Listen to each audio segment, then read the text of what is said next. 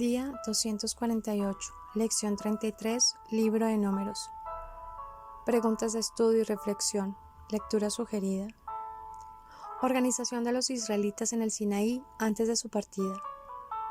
Israel ya se dispone a abandonar el Sinaí, la montaña santa de su encuentro con Dios. Pero antes de ponerse en camino, se realiza el censo de las tribus, y Moisés complementa la legislación con algunas disposiciones relativas al santuario, al culto y a los levitas.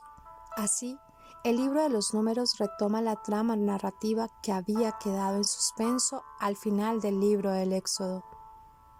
El pueblo de Dios aparece aquí como un ejército bien organizado, reunido alrededor de sus jefes y sus estándares. Pero, sobre todo, es la asamblea del Señor, una comunidad litúrgica agrupada en círculos concéntricos alrededor del santuario. El Señor está presente en medio de ella y manifiesta su presencia a través de la nube. La marcha de Israel por el desierto tiene todas las características de una solemne procesión.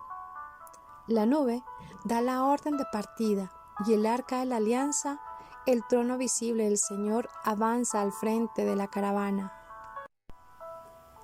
Esta presentación nos da una visión muy idealizada del número y la organización de los israelitas en el tiempo del desierto.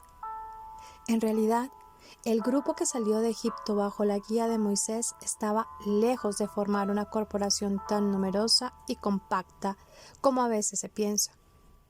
Pero esta presentación idealizada que la tradición sacerdotal propone como norma y modelo a Israel encierra un profundo sentido. El pueblo de Dios es y debe ser siempre una comunidad en marcha, sin morada permanente. Su organización y el camino que debe recorrer no los fija él mismo, sino el Dios que los liberó de la servidumbre y los consagró a su servicio. Esto vale igualmente para la Iglesia, el pueblo de la nueva alianza. ¿Por qué leer Números? Todo padre conoce el lamento estridente de su hijo pequeño, una queja pausada y aguda que irrita el tímpano y exaspera el alma. Ese tono de voz es difícil de soportar, pero la razón verdadera de la irritación es la causa subyacente, descontento y desobediencia. Conforme los hijos de Israel viajaban de las faldas del monte Sinaí a la tierra de Canaán, se quejaban, chillaban y refunfuñaban a cada paso. Pensaban en sus incomodidades presentes. Se habían apartado de la fe y por ello añadieron 40 años extras a su viaje. Números registra la trágica historia de la incredulidad de Israel. Deberá servir como una lección dramática para todo el pueblo de Dios. Dios nos ama y quiere lo mejor para nosotros. Se puede y se debe confiar en Él. Además, Números nos da una ilustración clara de la paciencia de Dios. Una y otra vez detiene el juicio y preserva a la nación. Pero esta paciencia no debe ser considerada un hecho. Su juicio vendrá. Debemos obedecer. Al comenzar Números, la nación de Israel está acampada al pie del monte Sinaí. El pueblo ha recibido las leyes de Dios. Se ha llevado a cabo un censo para determinar el número de hombres idóneos para el servicio militar. Más tarde, el pueblo fue santificado o apartado para Dios. Esto preparaba al pueblo, tanto espiritual como físicamente, para recibir su herencia. Pero entonces comenzaron las quejas. Primero se quejaron por la comida, luego por la autoridad de Moisés. Dios castigó a algunos, pero perdonó a la nación gracias a las oraciones de Moisés. Más tarde, el pueblo llegó a Cades y se enviaron espías a Canaán para determinar sus puntos fuertes. Regresaron con espantosas historias sobre gigantes. Solo Josué y Caleb los alentaron para que se levantaran y fueran a poseer la tierra. El informe de la minoría cayó en oídos sordos y llenos del mensaje nefasto de la mayoría.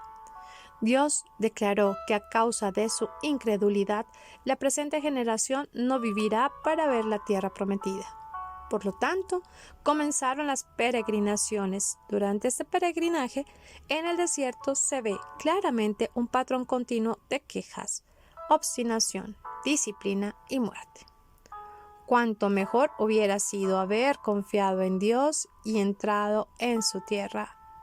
Ahora comenzaba la larga espera, esperar a que la vieja generación muriera y esperar para ver si la nueva generación obedecía finalmente a Dios. Números termina como comenzó, con una preparación. Esta nueva generación de israelitas era numerosa y apartada para Dios. Después de haber derrotado a numerosos ejércitos, se establecieron al lado este del río Jordán. Ahora enfrentan su más grande prueba.